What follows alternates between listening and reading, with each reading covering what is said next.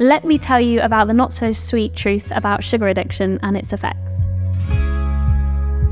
We all know what it's like. You go into the supermarket looking for a snack. Sometimes you want to reach for just one chocolate bar, one packet of crisps. You think one can't hurt, but often they're loaded with sugar. So sometimes you turn to what is advertised as the healthy option. Often what we don't realize is that these cereal bars, these healthy options are actually also loaded with sugar, especially stuff that's labeled such as low fat. When they've taken the fat out, they need to keep the nice taste, so they replace the fat with sugar. Things that have zero sugar in often are full of artificial sweeteners or even what we call natural.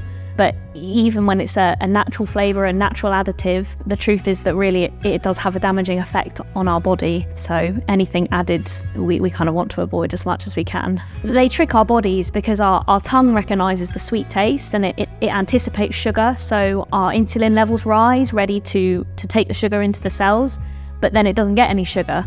So the insulin levels stay high, no sugars come in, and that's how we end up with insulin resistance and ultimately diabetes. So yeah, artificial sweeteners are not good. Some of the places you might find sugar that you might not think of are stuff like condiments, sauces, salad dressings, pasta sauces that you buy, tinned tomato soup, for example. Tinned products are often high in sugar. So sometimes you think you're doing a good thing buying something that looks healthy but actually is full of sugar. High sugar consumption can lead to diabetes, as is commonly known, and obesity, but it also has actually a really negative effect on our mental well-being as well. Our bodies aren't supposed to live off sugar all the time, so it does have an impact. High anxiety levels can be quite common, can impact sleep.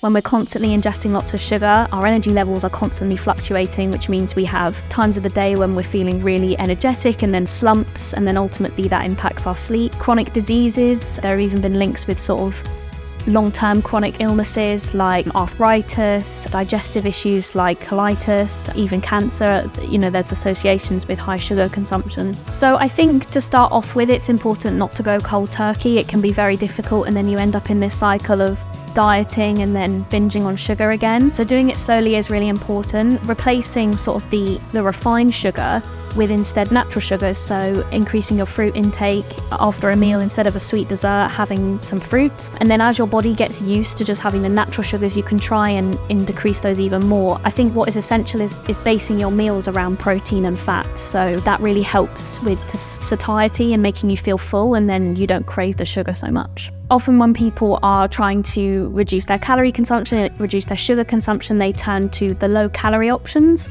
Unfortunately, these are often full of artificial sweeteners which replace the sugar, so it gives a sweet taste, so you get that sort of sugar hit but without the sugar. Stuff like Diet Coke and that sort of stuff is really full of that, but unfortunately it does actually still have negative effects on the body. It tricks our body into thinking we're going to have sugar when we're not. So they're also quite addictive, so you end up constantly reaching for those Diet Cokes. And also because your body isn't getting the sugar when it expects it, you might find that you're craving even more sugar after you've had artificial sweeteners, which defeats the whole point of them anyway. Basing your meals around protein and fat. If you do really feel like you need a snack in between meals, perhaps a handful of nuts or some fruit with a nut butter. Dark chocolate's also really good because it's not as high in sugar. It's also full of magnesium, which is really beneficial. Herbal teas, hydration. Sometimes people mistake cravings when it's just a lack of hydration, so making sure you're drinking plenty of water. So thank you for watching the video. I hope you found it useful. If you feel like you might be struggling with sugar addiction, or you're just struggling to reduce your sugar intake, then please do get in touch, and I look forward to seeing you next time.